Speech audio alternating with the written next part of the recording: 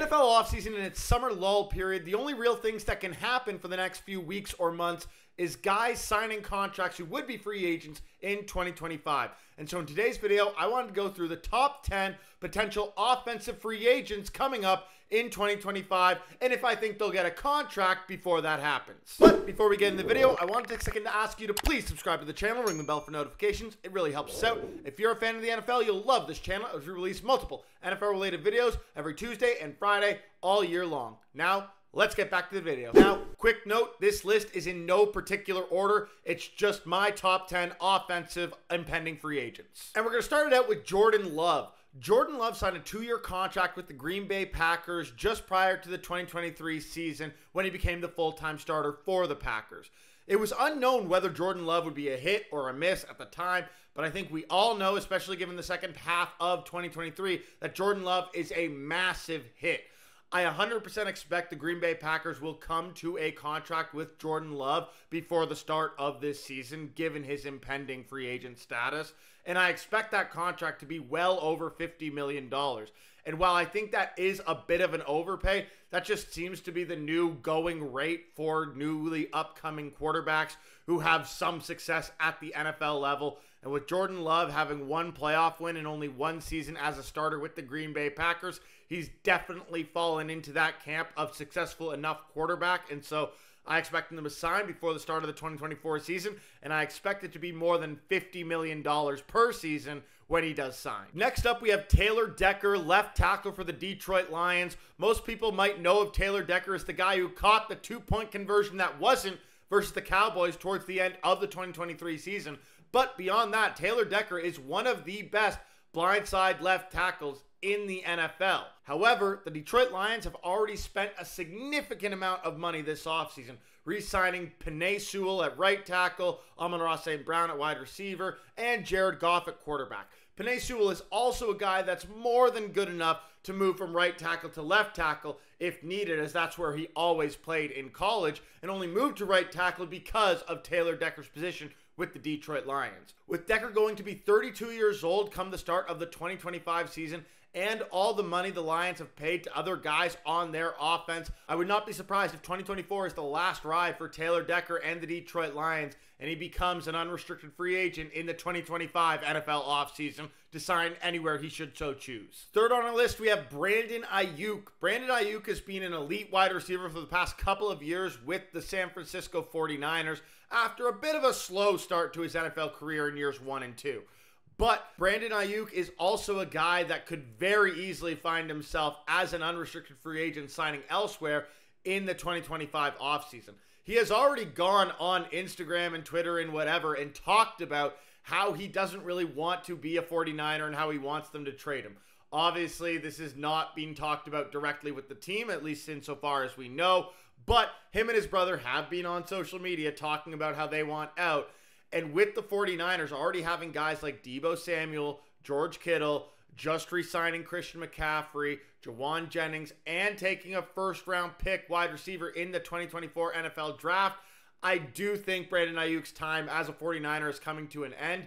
Given their status as a competitive team in 2024, I don't expect them to move on from Ayuk before the 2024 season, but I expect them to let him walk in the 2025 offseason. Next up, we have Tristan Wirfs. Tristan Wirfs has been an absolutely elite left tackle for the Tampa Bay Buccaneers, including winning a Super Bowl with the Buccaneers early on in his career with Tom Brady helming the team at quarterback. Beyond that, though, Tristan Wirfs has been nothing but exceptional as a blindside tackle in the NFL for Baker Mayfield and for Tom Brady and for whomever else might be starting under center for an individual game here or there. Wirfs is going to be a top priority for a Buccaneers team that is almost looking to rebuild on the fly. They put some effort into re-signing guys like Mike Evans, Baker Mayfield, and Antoine Winfield Jr. this past offseason, showing they're willing to pay to keep their top-tier guys in tow. And for the Buccaneers, I'd be surprised if they went through all of that and then didn't go and re-sign a guy like Tristan Wirfs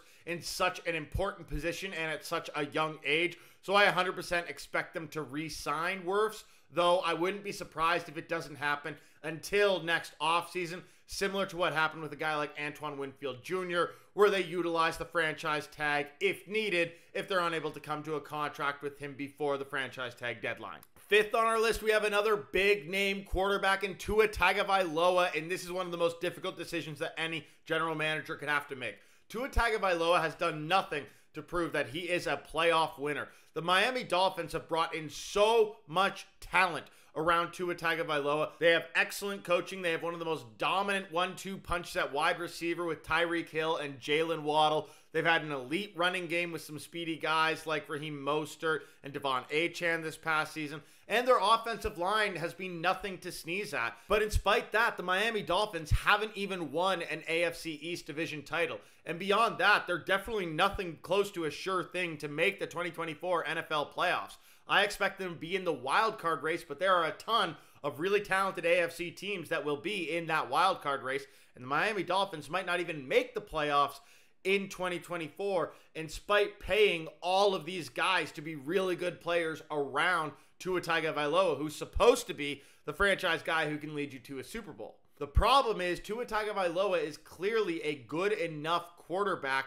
to win you games and put you in the playoff conversation in the NFL. The question is he a good enough quarterback to win a Super Bowl in the NFL? And without knowing that answer, you're probably going to need to make a decision whether you're signing Tua Tagovailoa to a $50+ million per year contract, or if you're basically starting from scratch if you're the Dolphins. I think based on the NFL market and landscape, you almost have to sign a guy like this, which is why quarterback contracts have gotten so out of control, because you need to sign guys that haven't even been proven winners in the NFL. But if you sign the guy, you're kind of resigned to living or dying on that guy's success. And you can be a good regular season team with a guy like that, but can you win a Super Bowl? I don't know. But my assumption is that Tua Tagovailoa will have a contract done by the end of the 2024 offseason, and he'll have a fresh new contract going into the 2024 season. Next up, we have T. Higgins, who was a free agent in the 2024 offseason as well, but was tendered a franchise tag by the Cincinnati Bengals to make sure that he wasn't able to sign elsewhere during the free agency period. Now, T. Higgins has asked for a trade out of Cincinnati, given he knows what his lot is with the Bengals in terms of being on a one-year deal. But thus far, the Bengals have not granted that to him, and I do not expect the Bengals to grant that to him. And that's because Cincinnati Bengals are absolutely in win-now mode. Yes, they didn't make the playoffs in 2023, but that's because of Joe Burrow injuries. This team is one of the best teams in the NFL if Joe Burrow and the rest of this team is healthy, which I expect them to be, at least comparatively to most teams. And as such, keeping T. Higgins, an elite wide receiver, in tow, even for one more year, is definitely worth it for a team like the Cincinnati Bengals. The reason why the Bengals are not re-signing T. Higgins to a long-term contract is because they have a ton of other guys that they need to pay. They still got to pay Jamar Chase, and he's a much better wide receiver than T. Higgins. They've just paid Joe Burrow, whose contract and cap hit is going to be much more significant in the coming years, along with some defensive players and offensive linemen they've needed to pay in order to try to improve in those parts of the game. The Cincinnati Bengals just don't have the money to pay T. Higgins. So I expect T. Higgins to stay in Cincinnati for the year, though he might decide to hold out for a portion of the year. We'll have to see what happens there. But beyond that, I expect T. Higgins to become an unrestricted free agent in 2025. And given the increased value of the franchise tag, I don't expect him to sign another franchise tag. And I expect T. Higgins to become an unrestricted free agent, signing elsewhere in the 2025 offseason. Our seventh player is Creed Humphreys, who is probably one of the best centers in the NFL, alongside Frank Ragnow, especially after the retirement of Jason Kelce. And Creed Humphreys has been one of the few bright spots in recent years on an inconsistent at best offensive line for the Kansas City Chiefs. And so re-signing Creed Humphreys is an absolute must-do for the Chiefs. But the question is, do they have the money to do so? With having to pay so many other guys on this team, and with already losing a ton of top guys like Tyreek Hill a few seasons ago, like L'Jarius Sneed this past season, the question becomes, do the Kansas City Chiefs have the ability to re-sign a guy like Creed Humphreys? I think the answer is likely yes, given Creed Humphreys plays a position like center that doesn't get paid a stupid amount of money. I expect the Chiefs to be able to re-sign a guy like this, especially given we don't know how much longer Travis Kelce is going to be playing in the NFL. I would not be surprised to see Travis Kelce retire after this season, especially given this is going to be his age 35 season and 2025 would be his age 36 season. You don't see that many receiving options play that long in the NFL at all. And given Travis Kelce has other options for his career, he might leave after this coming season to pursue those options, and it's going to leave a lot of available cap space for a guy like Creed Humphreys. Ultimately, I do think the Chiefs, even if Travis Kelce does stay, retain Creed Humphreys and re-sign him. The question just becomes, do they do it this offseason or next offseason? And I think they are going to wait until next offseason. Given the center position's value, I don't think they need to force this in this offseason. So wait and see what happens is probably the best approach for the Chiefs. And maybe you franchise tag him if push comes to shove and you need to keep him in tow, but you can't get a deal done at that point in time. Now we're on to our 8th player, and for our final 3 players, we got a bit of a theme. Let's see if you can spot it. And so at number 8, we have CeeDee Lamb. CeeDee Lamb has been basically the offense for the Dallas Cowboys, at least in recent seasons. He was obviously a very good rookie and has been very good since he came into the league. But with guys like Amari Cooper, Ezekiel Elliott, Tony Pollard, all leaving and falling off within the Cowboys offense, CeeDee Lamb has continued to step up and step up and step up to keep this offense being a very effective offense in the NFL, to a point that now I think it's very clear that he is easily a top 5 wide receiver in the NFL, no question about it, which means this guy should get paid, because top 5 wide receivers in the NFL are getting $30+ million a year on long-term deals, especially when they're signing at an age like what CeeDee Lamb is going to be when he's coming up in 2025. The real question is, what do the Dallas Cowboys do with a guy like CeeDee Lamb? I think it's pretty tough to not re-sign a guy like CeeDee Lamb given how effective he has been for the Cowboys. The question is, do they sign him this offseason or next offseason? And this is tricky because they do have some other free agents that they might want to sign. I think that they definitely have a priority on CeeDee Lamb, but he's not priority 1. He's priority 2, and I'm not convinced priority 2 is going to sign a contract this offseason. So if you're going to ask me to bet, I do think that CeeDee Lamb does sign this offseason, but I think it's going to be one of those contracts that's signed during training camp.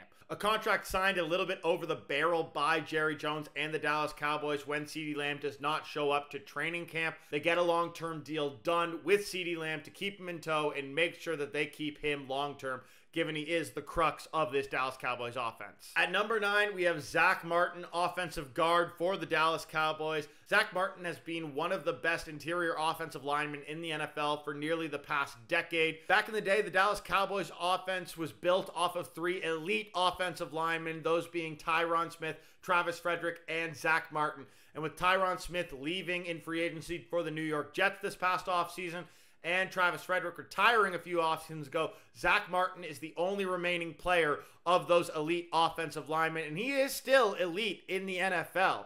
I do expect the Dallas Cowboys to keep him in tow, especially given they are trying to rebuild the offensive line, as clearly evidenced by their 2024 NFL draft, but I do not expect them to re-sign Zach Martin this offseason. I expect them to wait until the 2025 offseason to determine if they're going to re-sign him, and assuming he keeps his caliber of play up, I expect they will. They'll just re-sign him closer to then and franchise tag him if they need to. And our final player on this list is Dak Prescott, quarterback of the Dallas Cowboys, and if you haven't picked up on the trend I talked about for the last 3 players, they are all Dallas Cowboys. It's no wonder Jerry Jones has done nothing in free agency or the offseason this year. They have so much that they got to do internally this season for the next season that they really can't do anything until they know about these guys. And Dak Prescott is the biggest reason why. Dak Prescott is the quarterback of the current and potentially the future of the Dallas Cowboys, and I'm sure he wants to get paid. I would be shocked if Dak Prescott signs for anything less than the biggest contract in the NFL history at the point in time that he signs it. I expect him to want minimum $55.5 million, which would put him above Joe Burrow, but I don't know if Jerry Jones wants to pay that. And so this is why I expect the Dallas Cowboys to push a contract like CeeDee Lamb out, because I think their number one priority is Dak Prescott, but I don't think they want to pay Dak Prescott what he's likely demanding. And so the Cowboys are over a bit of a barrel here. They can either rebuild around a new quarterback or a backup quarterback and let Dak Prescott walk and take a big cap hit in 2025 with the dead cap that's still going to be owed to him, or they can bite the bullet, sign Dak Prescott to a massive contract, re-up CeeDee Lamb, and run this team back. The problem is this team has never even made an NFC championship game.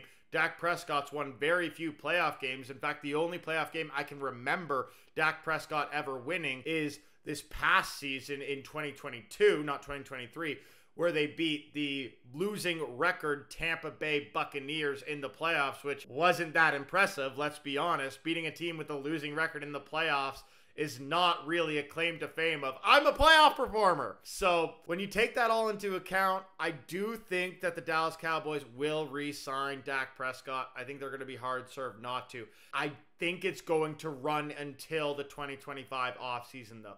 I think that Jerry Jones is going to play hardball. That's always been his style. And I don't think Dak Prescott has any qualms with letting this run until next offseason.